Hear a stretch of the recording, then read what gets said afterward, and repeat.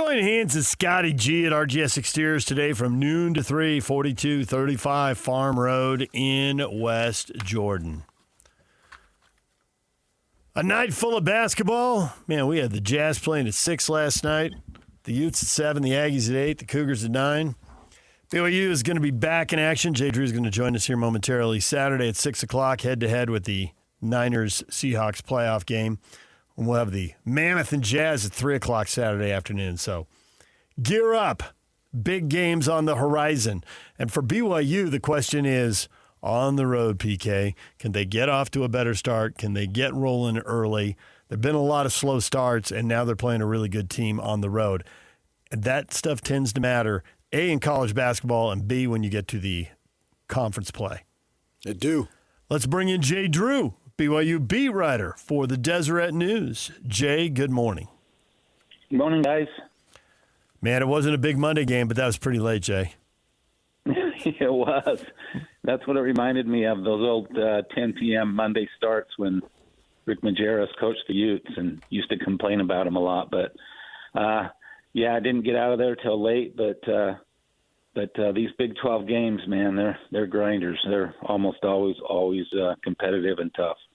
You speak of those big Monday games when Rick Majerus was there. Who was the beat writer for the Watchdog during most of that time? The one and only PK. Absolutely. Did a great job. And I mud wrestled with him for 10 years. And well, that's quite the visual. I got exactly 0 Sports Writers of the Year awards, and Jay is on his 4th. He's quadrupled me. 4-0. Congratulations, Jay. Well, thank you, David. Thank you very much. But, and I don't think that's quadrupled, but we'll leave the PK math over here on the side of the room. 4-0 is quadrupled. Okay. 0 times anything is still 0, I think. Tell me about it. That's what equals my number of awards. He did get a columnist award, though. He's trying to avoid that. Yeah, but that's not what I was. I wanted for the grinder. Jay Drew's the grinder, and he's walking away with 4. He's like freaking Phil Mickelson over here. Oh, good morning to you guys too. Just a winner. And he's running his mouth. Yeah, I'm the only guy who did it for both major daily publications. Look at me. Wow, that's digging kind of deep. I don't know where you found that one, PK, but I'm not denying that I said that. But that's impressive that you found that one out. Running his mouth. Yeah. You are a guest. Welcome to the show, Jay. How about you run your mouth? My mouth is on the golf course with PK. No, that was before. The only time I run my mouth. Before, not now. He's doing it. He was on another thing, and there he was, basically touting. And when I think of Jay Drew, I always think of narcissism. Yeah. Wow, we are off to a great start. Now that you've been linked to Phil, though, all I can think is, when does Jay get the live money? Right, Jay? Am I right, Jay? Yeah, I'll take that. Oh, I went to the D News. They pay way more than the other guy. It's not live money. Man, I got some splaining to do when I get off this call. It's livable money. Yeah, I know. Jay's just wondering when we start talking about BYU. Let me run this theory by you, that there is so much enormous pressure on these dudes that, with DJ being one and done, and they bring in these guys, and you got a Toulson who is a legacy family playing for the other side. They don't really want those kids. They want a higher level. And with that in mind, and with AJ, we know he's gone in March and however long the season lasts. I'm wondering, all this stuff, and they're supposed to win, if that's just leading them to being a little tight, because that first half wasn't good. No, they won the ball game. That's all that matters. And their shot selection, I'm scratching my head thinking, these guys got no chance to make these shots. I mean, just settle down, play, relax a little bit. Do you think that maybe just the situation is getting to them? Yeah, I do. Absolutely, I do. I actually noticed that in a couple of games where they got a little bit tight, like against Delaware back in the non-conference, and they were heavy favorites, and they got off to a bit of a ragged start. And the same thing against Clemson and Madison Square Garden and other.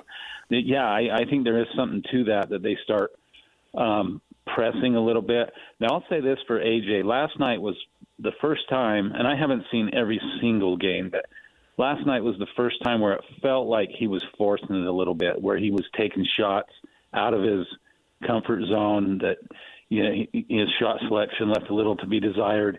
So yes, I would agree with you. And then anytime Richie touches the ball, the crowd, especially behind the 3-point line, the crowd lets out this big gasp, like they're about to see something, spectacular. And he's even admitted after games that he hears that. And so that's, I think, to your point, PK, I think that's plays into this feeling that, hey, we are supposed to blow this team out, and when they're not, they start to press a little bit. Do you think that changes here with the Texas Tech game? Because I think another part of the equation is that they're watching film of these opponents and they're watching these teams play. And there have been a lot of games where they've walked out there and thought, we're going to beat these guys. And I think they thought that in the TCU game. Now you get down 6 or 8 points. It's late in the first half. It's only a 40-minute game. You only got 25 minutes left. You got to go. And they do, and they win the game. But I'm thinking against a better team, road game in a hostile environment, and they'll look at the video and think, oh, these guys are really pretty good. Maybe that will change. Do you buy that? I do. I think I wrote this last night, that this is going to be, I think, the toughest game. Yeah, even tougher than some of those non-conference games that against some pretty good teams like Wisconsin and UConn and Clemson, and that we just talked about. But yes, I do. I think Texas Tech is expected to be really good. They've stumbled a couple times, but all in all, they've got probably the best talent in the league, right up there with Arizona, and BYU's certainly there, and Iowa State. But Texas Tech has a couple of NBA type players in Topham and Anderson. So I think this might be a wake up call for the Cougars. I'm not saying they're going to go down there and get beat, but they're going to have to play their A game, as it were, to come out on top down there in Lubbock. Just judging from the TCU game, it looked like KY was trying to develop a little more depth, and that's been an issue. I mean, in Utah, they just hardly played anybody outside of the starters, and so I think that's something that they're going to need down the line, is as many players as you can count on. You never know, foul trouble or what have you. Did you see it that way, of more guys getting an opportunity? Yeah, he still has a pretty tight rotation. I think he's experimenting. Of course, they didn't have Beto Ahmed last night. He's got some sort of shoulder issue. So Maboop, however you say that, they played him probably more than usual, and then Mihailo Boskovic, who came up huge. They're still trying to find Tyler Murus, the kid from Idaho, the transfer that's supposed to be a great three-point shooter. They're still trying to get him going. He so far just hasn't been able to do much. So they definitely will need that more from their bench moving forward. Losing Nate Pickens and Dawson Baker in the preseason to season-ending injuries was really, really hurtful for this team, as far as when you get in these games where you really need somebody besides the big three to step up and do something and score some points. And I would hazard a bet that BYU might have the lowest bench scoring production from their bench of any Power 4 conference team. I'd have to go look that up for sure, but I'll bet they're in the bottom 10 in that category. There have been a handful of these games that have been played at a little slower pace. There's been a little more defense. That game, there were a ton of whistles. I thought they weren't really letting them play there for a big stretch that game. But Villanova, Miami, Clemson, this game felt a little like that. Do you think BYU really excels at this tempo? They're more comfortable at the 85-point-a-game thing. Getting to 90 and 100, you're probably playing somebody who's overmatched, although they did do it against Wisconsin. What best-case scenario, what tempo, what style game do you think this team should be playing at, and what do you think the coaching staff wants to see? I think they like to talk about that they're comfortable playing any tempo, that they feel like they've got the guys that can run and play a fast pace, but they've also got the guys that can play in the half-court game with isolation with AJ and some of the other things they do, and then Rob Wright with how good he is at the dribble penetration and finding a guy on the wing. And then I think they're missing kind of a sniper outside of Richie Saunders, a three-point shooter. AJ's okay three-point shooting. That's not his total game. But so I would say if you ask the BYU coaching staff, they would say that they can do pretty much anything and that they're built to do that. It seems to me like they're better when they get out and run a little bit and kind of get guys out on the wing, partly because they don't have a real great low post scorer like last year. They had Traore. Foose was really good at that. It's just not in Keva Keita's game. He's a phenomenal player, great rebounder. He can really finish at the rim, but he's not that post-up guy. So I think, having said that, I think they're better if they get out and run a little bit and maybe beat teams down the court and use that really outstanding athleticism that they have with Richie and AJ. I agree with you that I thought earlier in the game that AJ was pressing a little bit. But now, I've seen him in person multiple times, and I've watched just about every game like you're talking about. I like that when it gets in the second half, it seems that the guys have no problem allowing him to do his thing, and he realizes, hey, if we're going to win, I need to really step up. And obviously with this long winning streak and only one loss, he has done that in these close games. And I think that's really been cool to see. Have you noticed that same thing? Yeah, he has a different gear, definitely. He can turn it on. And sometimes, if you kind of watch, it looks like the coaches literally tell him, hey, okay, now's the time. Yeah. Let's see what you got. It's time to turn it on. And he's, to his credit, he's mostly been able to do that. Of course, last night he was. They said before the game had been ill. He was a little bit sick, and I think that showed up early in the game. He came out with the sleeves, the white long sleeves, and then took those off. I'm not sure what that was all about, but my guess is that maybe it was helping him if he was having a fever or whatever. But credit him for gutting it up and kind of seizing the moment when it's his moment. And that's why they got him. That's why he's one of the top recruits in the country and a possible NBA number 1 draft pick. Is he's just got that ability to take over games when he's needed.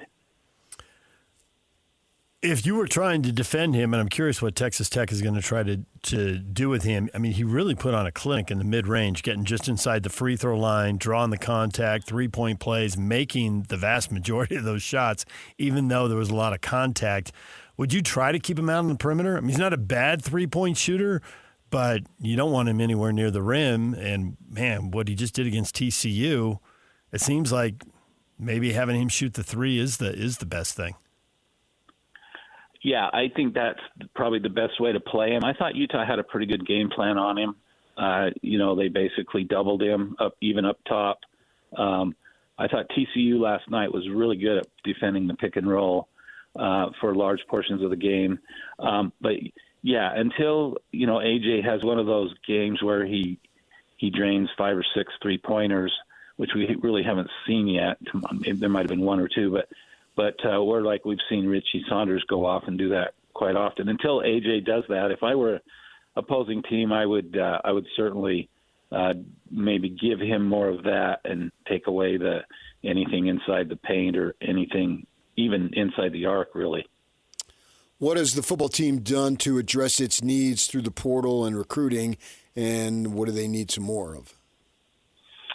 Yeah, so far, I think the big thing they needed to do was retain some players, which they've done. A lot's been made of that. They've pretty much only lost one guy to Michigan, a linebacker, Max Alford, who has family ties there. But I think they've done a pretty good job so far. I still say they need a receiver. They did get a kid from Washington, Casper, I think his name, but he only had a handful of catches there. So I don't think I tweeted out that I thought he was a good replacement for Chase Roberts, but when I did a little digging, I thought, yeah, that was kind of a silly tweet. He doesn't nearly have the numbers that Chase Roberts put up in a pretty good, outstanding 4-year career. So I'm saying, yeah, BYU needs a good receiver. a guy that can maybe get off the ball a little bit. Maybe like Keelan Marion, as we're going to see in the national championship game coming up here. But Parker Kingston's a good player. Don't get me wrong, but I think that's right now where I would turn. With L.J. Martin coming back, that's huge. But I still think they need another running back out of the portal like they've done in the past. They haven't in the past couple of years, but beyond that, you could list the names of guys, Chris Brooks and so on, that were really good in that area. So I think those two positions are big. And then Kelly Papinga has literally said they need a couple more corners. They've got a couple of good ones coming back in Trey Alexander and Evan Johnson, but I think that's another position where you really can't have too many really good players there. So, in a nutshell, those would be the kind of the three positions where I think they could really use some more guys. I wasn't surprised that Kyle went to Michigan, or that he took Jay Hill with him, or that Jay Hill wanted to take Gennaro Guilford with him. But when it came to defensive coordinators, I thought Papinga was an obvious choice. Other people didn't think he was as obvious a choice and thought there were some other really strong candidates. How surprised were you? What do you see in that promotion as far as strengths and potential weaknesses going forward for BYU? Yeah, I think it's a signal that Kalani is happy with where the defense was, what Jay Hill did. He values continuity. If there's a guy on that staff, and I'm speaking of the 10 guys that are the full-time guys that are able to recruit and all that on campus, I would definitely say Kelly Papinga was kind of the right choice. If continuity and keeping somebody that is really familiar with what Kalani and Jay Hill have established there. So no, I wasn't terribly surprised. I think it's a good choice. Kelly's a really dynamic guy. Players love him. I've heard he's an outstanding recruiter, and I think it was kind of the safe choice and probably the most obvious choice. And credit Kalani for following through and doing that. And then obviously you guys have probably talked a lot about Gary Anderson staying on as a defensive consultant or defensive analyst. I think that's huge as well to maintaining that continuity.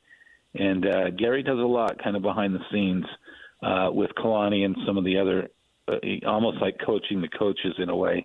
And so I think that was another valuable guy to keep on board. I can recall a few years back in my conversations with you, it's like, man, we were looking at the program, if they could find a way to be bowl eligible, and Utah's finding ways to get in the Rose Bowl. It seemed like the gap and chasm was so freaking large between the two. And to see where this program has come in the last 5 years, to me, is just absolutely stunning that we're looking at like 10, 11 wins as if it's taken for granted, when it seemed like when they were in the throes of independence and losing all those games to Utah and Utah was flying high, it didn't seem possible, but yet here it is. To me, when you step back and look at it, the progression in just a relative short time is just absolutely amazing. I'm sure you remember those conversations we had. With that in mind, do you have my level of maybe amazement to now we're looking at this team, 10 games? Yeah, sure, no big deal. Yeah, I do share that. I think it's just been remarkable. In a lot of ways, Kalani and Tom Holmoe, and even going back to Bronco, they would say we got to get in the Power 5 conference. We got to get in the Big 12, and they've kind of put their money where their mouth was, and delivered on that. Being in the Big 12, recruiting has gone up. It hasn't gone up drastically. I guess this last year, I have to say it has gone up drastically, but before that, recruiting, I think, was this big thing that was kind of holding them back. They just weren't getting the really, really talented guys. But then also credit them. They've done a great job of retaining players and developing players. You can go down the list and look at some of these recruits or some of these guys that were not really highly recruited, but they've stuck in the program and become really good players. Like a guy like Parker Kingston is one that comes to mind. And I know there are others. Bruce Mitchell, the offensive center, and just guys that they've just developed and turned into great players. And I'm kind of amazed that Kalani doesn't really get a lot of talk for Coach of the Year after what they've done the last 2 years. It's whatever his record is off the top of my head is 23-4, something like that. It just, I mean, you're right. That's just amazing. And they're not doing it against, Sisters of the Poor, as in like they did in the independent schedule. Right. They're doing it against the Power 4 schedule, in the past 2 years, which adds to that amazement of how far they've come. When you talk about retaining players, I wasn't surprised the coaches who went, and I thought they'd take 2, 3, 4, 5 players with them, guys who are probably NFL caliber, if not draft picks, at least, free agent signings. Michigan's got a lot of good players, and they're going to take players nationally out of the transfer portal, which they've done. But I was surprised BYU retained so many players that they didn't lose a couple more. I guess that just goes to the player development. Players must feel like they're getting better. They must be getting paid. That money must not be running dry. I know the speculation. Thank you, PK. the speculation about how long this is unsustainable, but to retain that many players, it's sustainable for now at BYU. I guess that was what I took away with it. Is that what you took away? Yeah. You always think these guys, like a guy like Bear Bachmeyer. I would just love to see what. Be able to talk to his agent and find out kind of if there were any offers out there and kind of what the what the going rate is for a guy like him. I'm sure it's pretty pricey, but it sounds like BYU stepped up and delivered. I'm not going to use the word outbid. It's kind of a taboo word down there in Provo. But you guys can go into that later, I guess. But they're keeping him. I thought when Gennaro Guilford was going to Michigan, I thought, well, they might lose a defensive back or two in that regard. The guy that really, that they really needed to keep, in my opinion, on defense was Faletau Satuala. Yep. Really good player, maybe a future pro. He seems to me like he's on that trajectory, but keeping him was absolutely huge for this defense. Safety is really huge in this defense that Jay Hill established and that Kalani runs. And they've got a couple of good ones in Raider Demooney and Faletau coming back. And I think they can really build off of those two guys, two really talented guys. Well, Jay, we'll leave it right there for now. There was a little damage done there in the opening minutes interview, but I feel like you rallied and held off PK strong down the finish. Well, he's a Sports Writer of the Year, an award I've never won, an award I've aspired to my whole life, and it looks like I'm going to die without it. That's we might have to start a campaign. I'll see what I can do, PK, but we'll go from there. The thing is, you're like a hybrid. You're not only a great sports writer, you're a great sportscaster. So maybe they need to create hybrid an award of the year for guys like, something to that effect. Hey, if necessary, we'll create an award and we'll buy it for him, and we will not be outbid. How about that? But just don't tell me. Go. Pretend I won it organically. Sure, absolutely. All right, Jay, you better hang up before any more damage is done. Sounds good. Thanks for having me Thanks, on, guys. Jay. Jay Drew, BYU beat writer for the Deseret News. When we come back, everything you missed in this show, the basketball, the football, Tom Holmoe on another chapter in his life. That's all coming up. Stay with us.